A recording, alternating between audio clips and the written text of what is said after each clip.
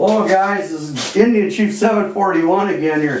You remember the other day, I guess it was last night, I put this outer tube over there while I'm boring this hole in here for where I want the carburetor to come out. Found out that I only had this much room in between the actual muffler inside and this outer tube. Like this, I started drilling a hole down through so I could get that carburetor mounted. I almost went through the other tube. Turns out that a bit has got too much angle on it. I come close to screwing this whole thing up. So I thought I'd bring it downstairs and put it on my mill. Well, we'll bore it out real quick.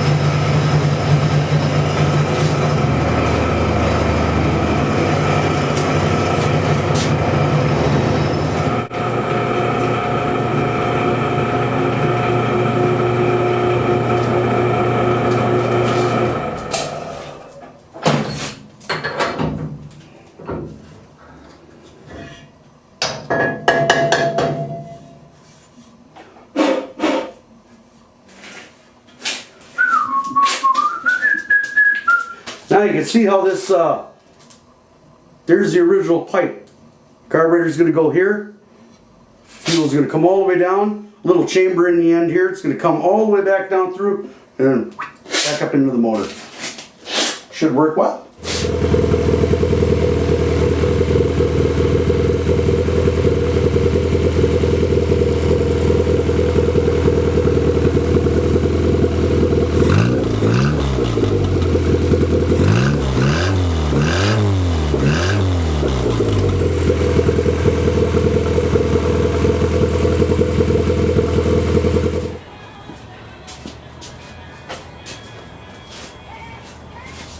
Hi guys, Indian Chief 741 here again. Didn't take all that long to put it together. I couldn't believe it. But I got the carburetor mounted here. Fuel's coming in, going all the way around that tube. Then I had a space in here. Jumps all the way around. Then it goes through the tube, back out, up and around. I just had it running for about 15 minutes and man, it's still getting pretty hot. I think it actually got hotter. I think this is acting as like an insulator, you know. But I mean, I still got this thing with this carburetor getting so doggone cold.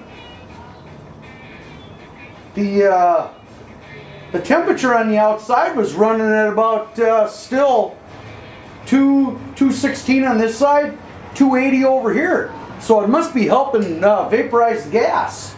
But I mean, I've noticed that I had to give 1.5 turns on this jet here to make it idle better.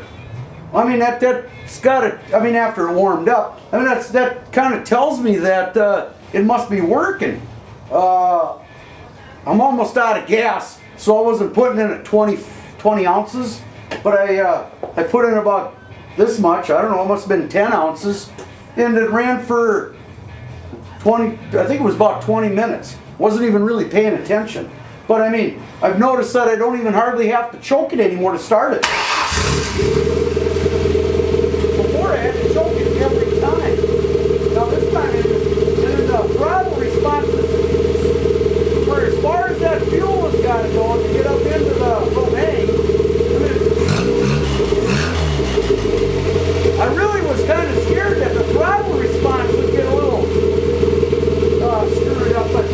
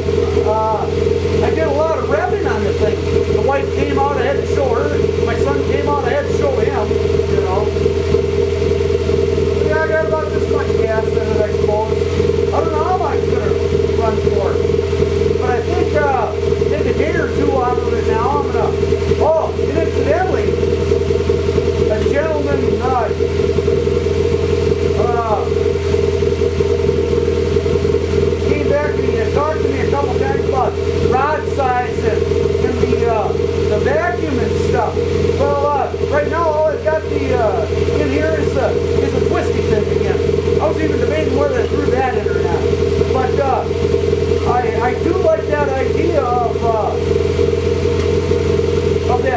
that rod coming in here. And if I'm not mistaken, I think you made it sound like, say, the bigger I get, the more vacuum it's going to pull. I'm going to try that tomorrow. So all I have to do is unscrew this, and I can swap things in and out real easy now. Probably take 3-4 minutes. But, I mean, yeah, I'm going to try that thing where keep getting that rod in there. But like I say, keep in mind that I know it's split off, you know, but I got to try to make this fit in the car too.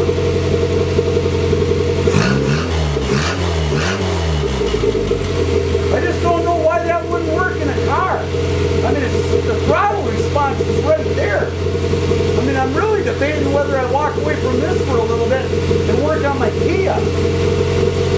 It wouldn't take me long to build another one. But probably another thing you got to do is, we've got the intake and the exhaust here. I would rather have built it right up here where it was at its hottest. But on this particular engine, I can't do that. On my Kia, again, it's cross flow. Exhaust is on one side, intake's on another. So, I mean, I could actually build this right up there. That might help too. But, wow! And it still feels like there's this much gas in the thing.